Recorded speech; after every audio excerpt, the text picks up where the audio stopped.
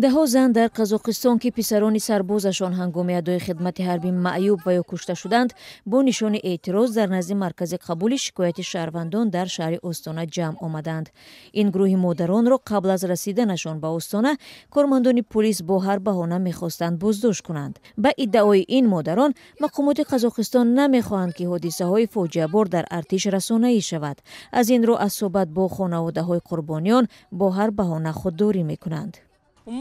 پسری مرا کشتند، به منهش 2 تیر زدند. من خواهش نه بلکه طلب دارم، نه برای خودم بلکه از نام همه مادران. باید تفتیش عادلانه صورت گیرد، قاتلان باید زندانی کرده شوند. کارمندان پلیس خیلی زود به محل گردیمایی زنان حاضر شده به مادران گفتند که آنها قانون را ویران میکنند. من طلب میکنم که این جمع آمد قطع کرده شود. کارمندان حکومت چند دفعه این را به شما گفتند. این گردی همایی باید بس کرده شود. با وجود هشدارها این زنان برای ملاقات با وزیر مدافع پایفشاری کردند. آنها طلب خود را درباره گذراندن اصلاحات کلی در ارتش و به طور آشکارا تحقیق کردن موردهای کشته و یا معیوب شدن سربازان در میان گذاشتند. تا به کی ما این خیلی خوروزار میشویم؟ تا به کی ما رو به حقوق میکنند؟ این حکومت مردم را خسته کرده است. پس ما را بکشید. چرا ما این همه را طاقت میکنیم؟ چرا حقوق ما مادران حفظ کردن نمی شود؟ چرا فرزندان ما که به ارتش فرستاده شده اند در وقت خدمت خوروزار می شوند؟ در ساعت دوم گردیمایی نمایندگان وزارت مدافع قزاقستان به نزد اعتراضگران برآمدند. آنها به سوالها جواب نداده از اعتراضگران خواستند که به قبولگاه وزارت درآیند.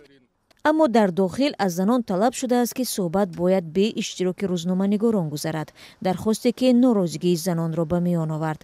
پس از گفت و شنود طولانی بالاخره به روزنامه‌نگاران اجازه اشتراک در صحبت را دادند.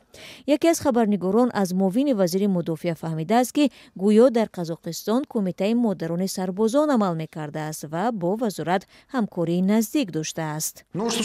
از همه عجیبش این است که هیچ یکی از والدانی که فرزندانشان خدمت کرده است یا که در ارتش وفدیده است یگان نماینده کمیته مادران سربازان را ندیده است. گذشته از این کمیته مذکور به حادثه های دهشتبار چون مرگ و زخمی شدن سربازان هیچ واکنش نشان نداده است. هرچند ملاقات مادران با مسئولان در شهر استانه بی‌نتیجه انجام یافت اما آن ادامه پیدا کرد. شام همان روز 6 اشتراکدار گردیمایی بازداشت و به اداره پلیس برده شدند. نسبت به آنها سند ترتیب داده و جریمه بستند.